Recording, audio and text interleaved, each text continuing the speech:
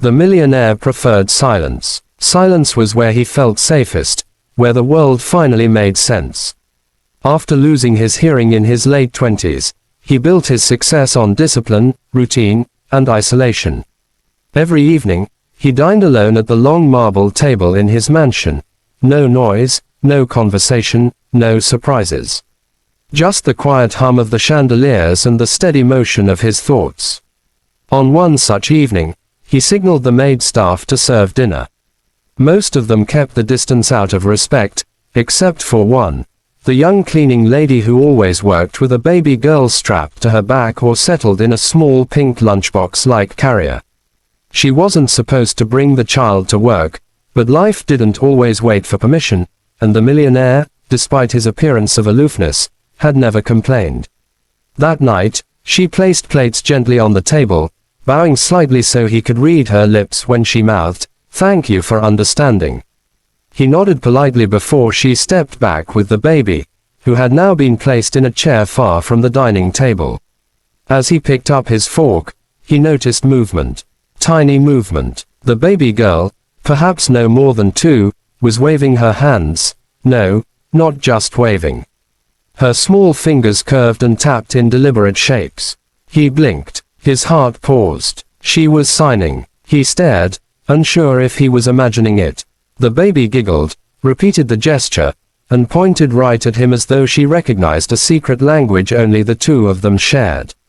The millionaire set his fork down slowly, leaned forward, and signed back a simple question. "You know this?" The baby clapped excitedly. Her mother, who had been pouring water into glasses, froze in shock. She didn't know sign language, not even a little. She had never taught her daughter anything beyond simple gestures. The millionaire motioned for her to come closer. She hesitated at first. Approaching the master of the house while he was dining wasn't something she'd ever dare. But the look in his eyes wasn't stern or cold. It was startled, almost hopeful. When she finally stepped forward, the baby reached eagerly toward him. He smiled for the first time in months. He pointed at the child and signed again, more slowly. The little girl mimicked him, not perfectly, but clearly enough to show she understood the language instinctively. The cleaning lady's eyes widened. "Sir, I didn't know she could do that. I don't know sign language." He gestured for a pen. She handed one quickly, and he wrote, "Children sometimes hear what the world cannot. Before I lost my hearing, I never imagined gestures could feel like music." Her throat tightened as she read it. She had seen him as a strict, distant employer, unaware of the weight he carried. She always assumed he preferred solitude because of arrogance, not grief. The baby pointed at him again and signed a single word, one he hadn't seen since his own sister used it when they were children. "Friend." The millionaire inhaled sharply. Something in his chest shifted. Something trapped for years. He invited the baby to sit closer, and she eagerly crawled onto the chair beside him. Her mother panicked, apologizing, but he held up his hand gently, reassuring her it was fine. Dinner, which used to be his quietest hour, turned into something unexpected.